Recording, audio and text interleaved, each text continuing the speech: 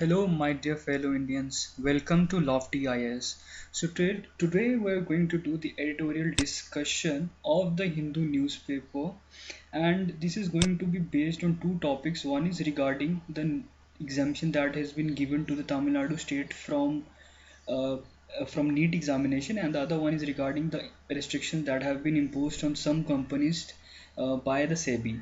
So today it's 15th August 2017. I wish you all a very happy Independence Day, and this is the link to our Facebook page, facebook.com/lofty.is.7. You can reach out to our Facebook page to get the consolidated PDFs of the today's lecture so that you could directly take down the notes from that PDF.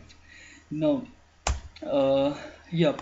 So, this is the excerpts from the speech which our first Prime Minister Jawaharlal Nehru had given on the intervening night of 14th and 15th August on the eve of Indian independence, that at the stroke of the midnight hour, when the world sleeps, India will awake to life and freedom. When we step out from the old to the new, when an age ends, age of tyranny ends, and when the soul of the nation that was long suppressed finds utterance, finds freedom. So this was a speech that was given by Jawaharlal Nehru. This is a long speech. I have taken only the excerpts from it.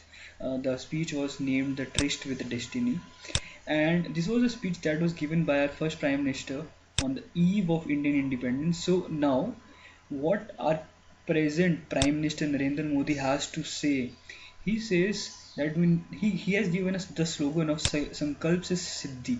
Now this Sankalp means to take a pledge. So he says that we need to take a pledge that by year 2022 we will make India such a nation that it would become free of poverty, free of illiteracy.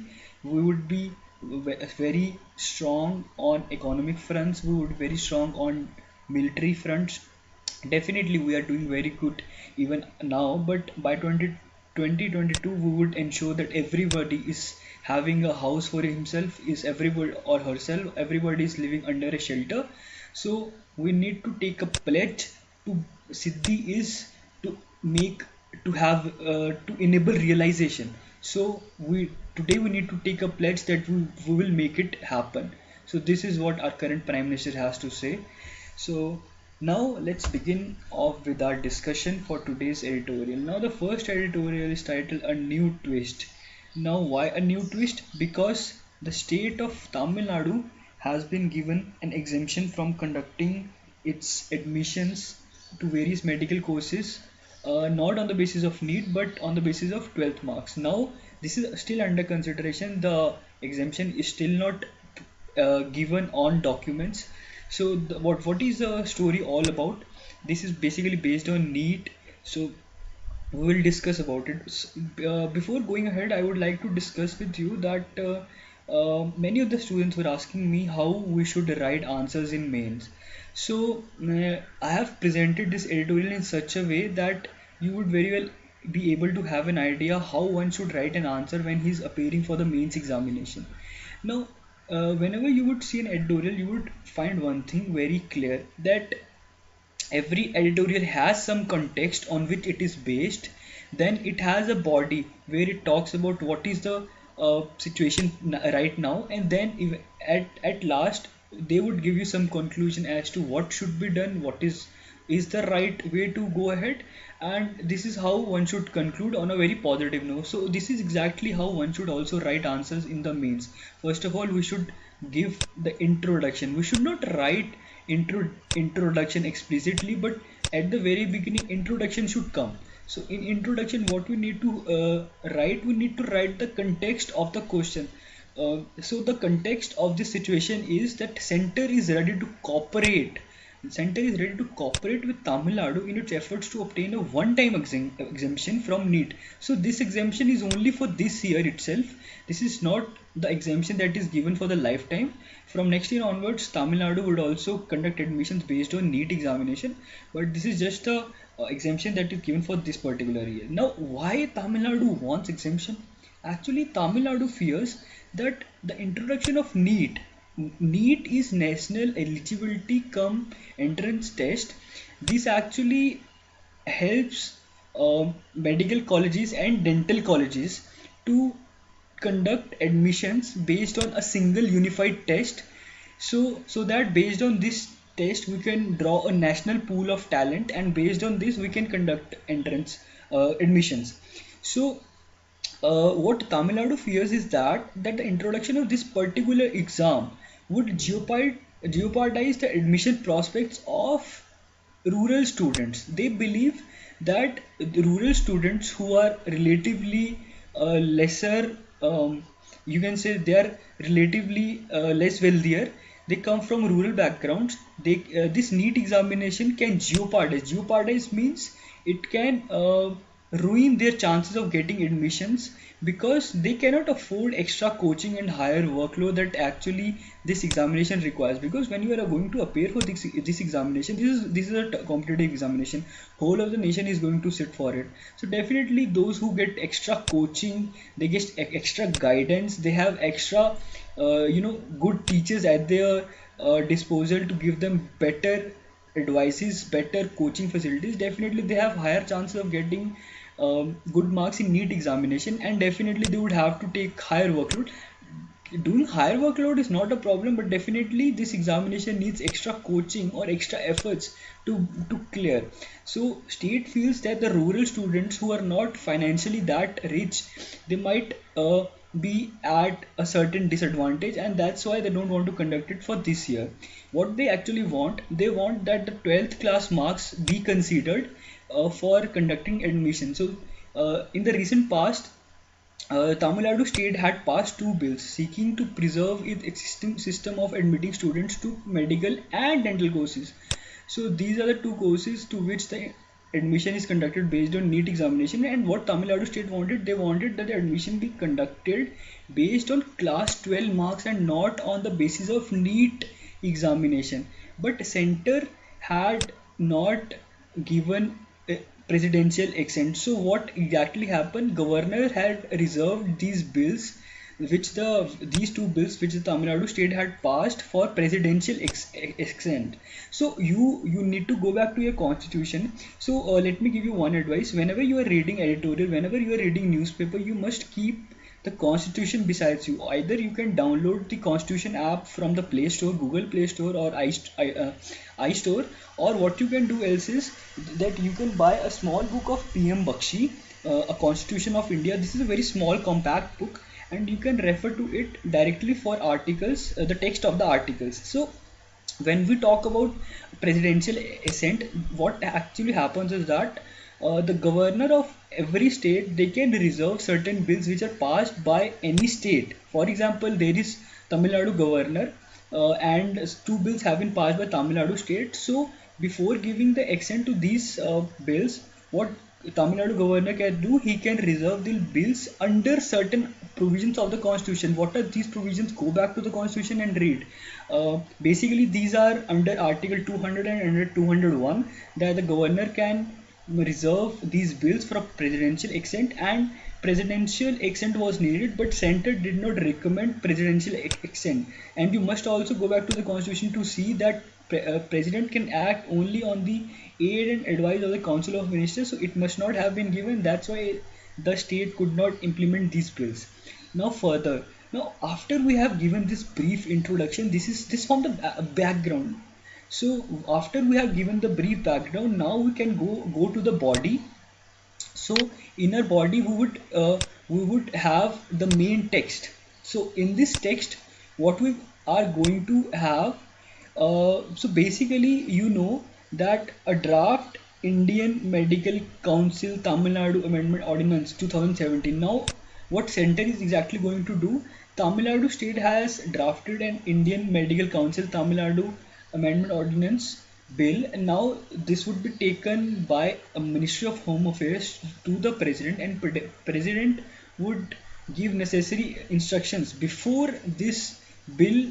He would give necessary instructions before this bill is given final accent by the governor and is promulgated by the governor. So these are the, you can say, modalities which are needed before a bill actually, before ordinance actually comes into play. So first of all, it needs president's instructions, his assent, and then it would go to the governor, who would finally promulgate it. Now, what can happen if Tamil Nadu state is given this exemption?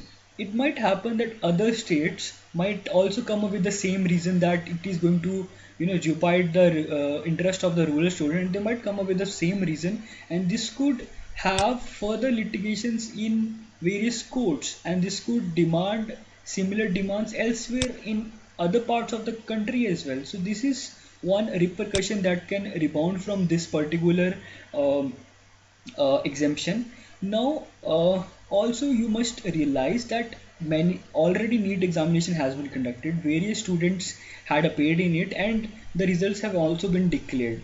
So all those students who have cleared NEET examination in Tamil Nadu state, they would feel that their hard work which they had put in to clear NEET examination had been, had gone wasted, because that is not going to be considered for this particular year. And now, what is the possible solution to that? What could have actually happened so that this situation should not have arisen? Or what, or even if the present situation is such, what are the various steps that we need to take in the future? So actually, if the center was, now the center has become ready to grant one-time exemption, but if the center was to get ready, it should have given that exemption a little earlier, so that the students should not have undergone that pain of giving NEET examination, of studying and working so hard and to appear for that examination, and also a lot of efforts from the side of state would have been taken to conduct this particular examination. So this could have been, reduced, and this would not have been required. So if ever the center wanted to give this exemption, they should have given it earlier. So eventually these are the parts that we need to take care of. And you know what, so here when you are writing about the possible solutions, so this forms our conclusion part. So whenever you are writing the answer in mains examination, you always need to come up with three important parts. One would be your introduction, as I've mentioned here. One is going to be your introduction, right? The first one is going to be your introduction, where you would inform the examiner about what is the context based on which our discussion is going to be based. Second is going to be our body, where we would mention about the present situation. And the third is going to be our conclusion, where we would uh, uh, write our comments, or write what are going to be the possible steps in the future. So the first step, first point in the conclusion needs to be that if ever the exemption was to be given, this should have been given a little earlier. And the second thing is that the state, instead of telling or giving such reasons that the rural students are not on at par with the students in urban areas, they should actually upgrade, invest in capital in expenditure, capital infrastructure, improve the quality of teaching by giving regular training to teachers and faculty members on a regular basis, improve the infrastructure, like you can say have mm, right quality communication technologies in the rural areas as well, so that upgradation of this infrastructure improves academic standards in the rural areas as well.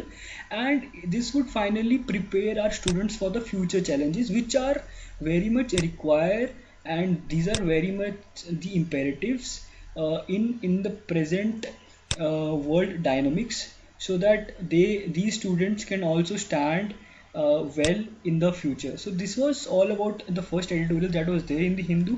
Now our second editorial is going to be about order that has been passed by SEBI, that is Securities and Exchange Board of India.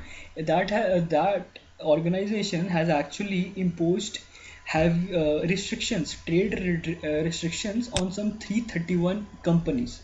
Now, why SEBI has imposed these trade restrictions on 331 companies is because they are suspected of being shell entities. Now, you must be wondering what this shell entities means. Now listen. Here again, first of all, this would form our introduction because we are talking about the context based on which we are having our discussion, right? So this would form our introduction. Now you need to understand what shell companies are. So what shell companies are basically companies that are existing only in papers and documentation, but they're not physically present or operating. So these companies are just present on documents, they are not operating or functioning actually.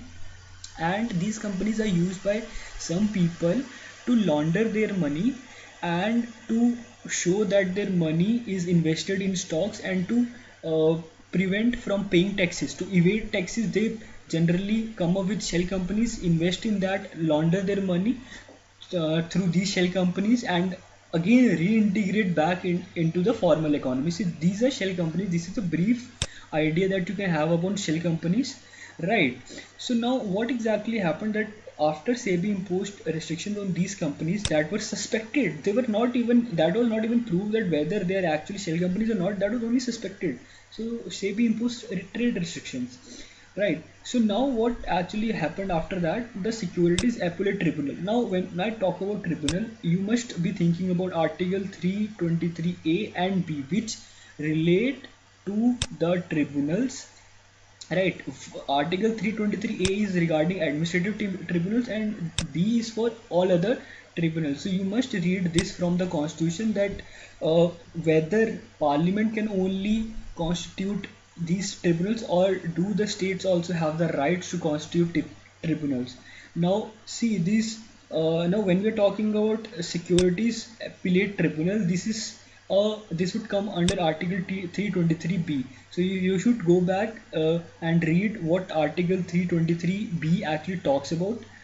So this tribunal actually overruled for two companies, overruled this particular order for two companies that approached this tribunal. So it said that this order is not going to be applicable for these two tribunals which had actually approached them, because the order that was imposed for restrictions was not actually investigated. So these companies were not actually investigated or given the chance to prove their point, to make their point before this order was imposed upon them. So actually what behind all these things had happened was that Ministry of Corporate Affairs, which actually deals with the registration, working management of this which actually oversees all the working management and handling of companies, had actually forwarded the complete list of these 331 companies after it has held consultations with Serious Fraud Investigation Office.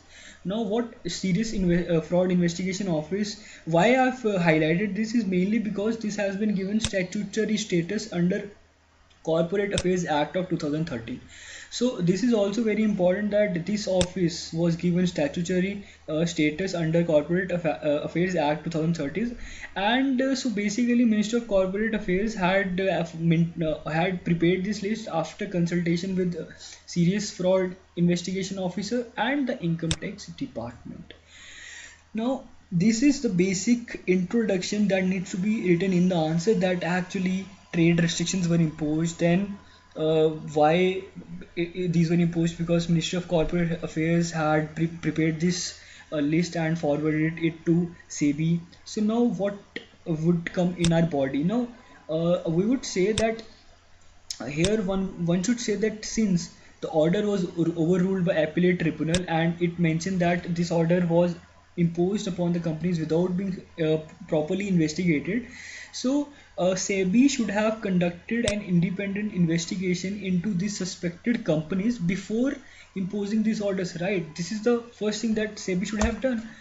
Now, the second thing is that the government's resolve to act against dodgy companies for the sake of bringing practices under the preview of the law is indeed warranted. That means the government's efforts to actually prevent black money from being popped up into our economy is definitely right. They are taking the right action so that black money should not accumulate, so that honest people should be safeguarded. But at the same time, so this would come in our conclusion. But at the same time, a sound business environment also requires that the government adhere to some basic rules of justice at all times, which means rules of justice means what? Means that SEBI should have done its own independent inquiry, right, and given these companies an adequate chance to explain their positions. Isn't this something that SEBI should have done? Definitely, this should be the first step that SEBI should have done. They should have conducted their own independent inquiry, and they should have given the chance to the companies to give to explain their position if they have been, put in under the suspicion. They should have right away proved that we have done all the legal activities. We do not have any uh, case pending against us, or we have never undertaken some fraud practice. So definitely we stand as righteous company, and we did not be punished for that. And you can see that after these companies were put under restrictions, so definitely there was some economic cost that these companies had to pay for freezing the trading of shares of these popular companies. So after the trading was stopped, so definitely they had to pay some economic cost for that. But at the same time, we must realize that these economic costs which the companies had to pay is not commensurate with the benefits of such actions, because our aim or objective was to free our economy from the black money, right? Why would we want to do that? We want to do that so that after our economy gets completely free from black money, we could have a clean economy. We should have a larger and more better economy, right? Because after our economy is clean from the black money, we could make a right assessment. We could have later on very ethical business practices, and with this definitely business is going to boom and economy is going to grow larger. But at the same time, if we keep on inflicting economic cost on these companies based on certain suspicions, so definitely this is not commensurate with the purport benefits or having a very clean economy of having a larger economy. So a serious investigation or inquiry should have been done by the SEBI, and this point needs to be taken care by the SEBI in future, and companies should have also been given a chance to explain their position. So these were the two editorials that were given in the Hindu newspaper today, and we have done a very comprehensive analysis of these. Uh, for all those who want to take down notes, they can reach out to our FB page, facebook.com lofty.is.7, to obtain a consolidated PDF of this lecture, and from there they can definitely take down the notes. So this was all about today, and thank you very much for watching this, and